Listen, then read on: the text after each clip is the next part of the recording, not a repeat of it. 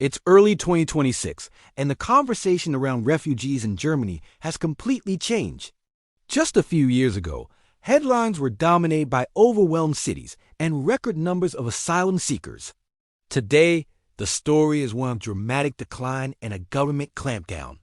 So, what exactly is happening in Germany right now? Is the crisis over, or has it just transformed into something else entirely? Let's start with the numbers, because they tell a powerful story. But how did Germany get here? It wasn't by accident. The government, under immense political pressure, has rolled out some of the strictest migration policies in recent memory. Think of it as a multi-layered strategy to manage, reduce, and control who enters the country.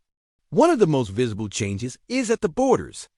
Germany has extended and made permanent what were once temporary border checks. If you try to cross into Germany by land from any neighboring country, you'll find a much more robust security presence. These checks, authorized under EU law, are specifically designed to curb unauthorized entries, and they seem to be working. Then there's the Return Improvement Act.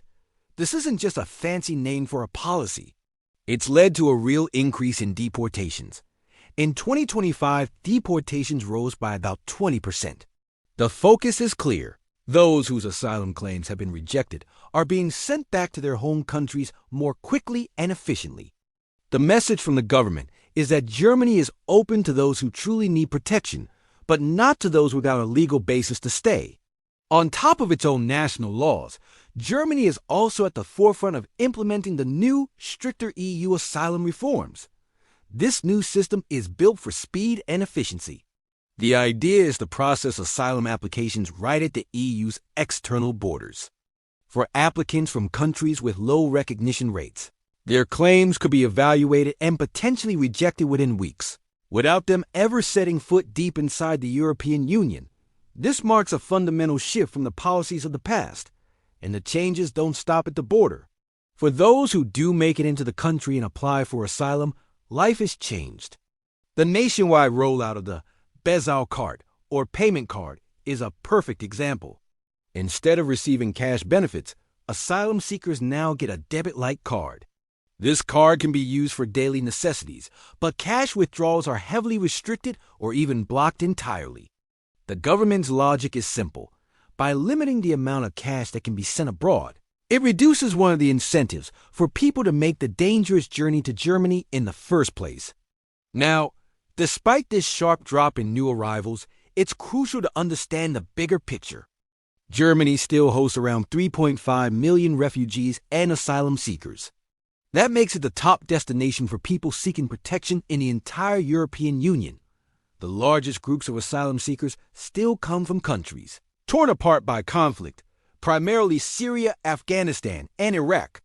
Their stories and their needs haven't gone away. And we can't forget the more than 1 million Ukrainian refugees who are in Germany. They are under a separate temporary protection status, which means they don't have to go through the lengthy and uncertain asylum process. They have immediate rights to work, social benefits, and health care, but their long-term future in Germany is still a question mark, tied to the war back home. So with fewer people arriving, you might think the strain on German cities and towns is over. Well, not quite.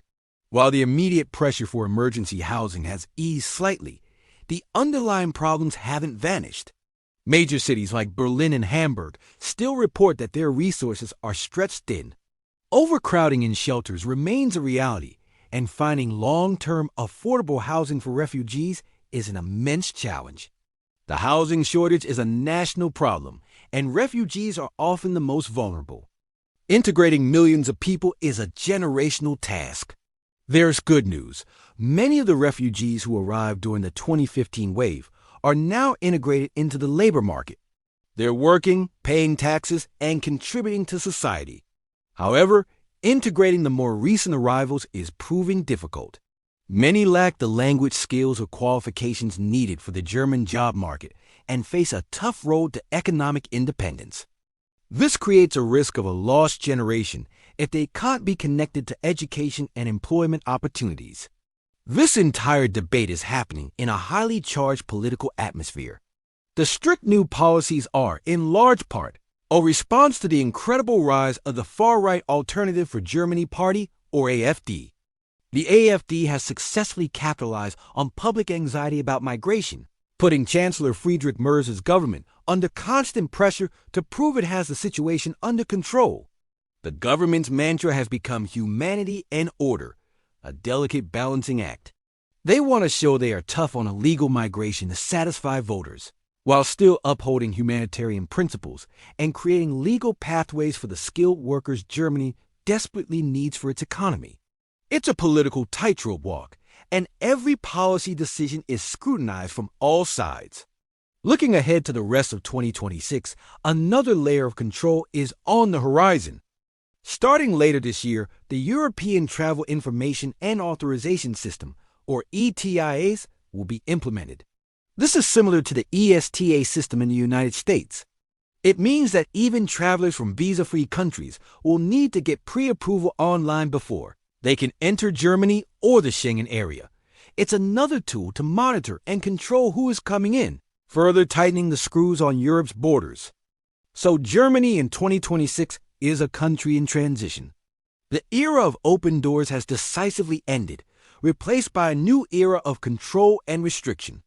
The numbers are down, the policies are tougher, and the political landscape has been reshaped. But the challenges of integrating millions of people who are already here remain. The fundamental question for Germany is no longer about managing an acute crisis, but about defining its long-term identity in a world where migration will continue to be a defining issue. Can it truly balance humanity and order? Only time will tell. Thanks so much for watching. If you found this analysis helpful, please give this video a like and subscribe to the channel for more deep dives into the biggest global stories. See you next time.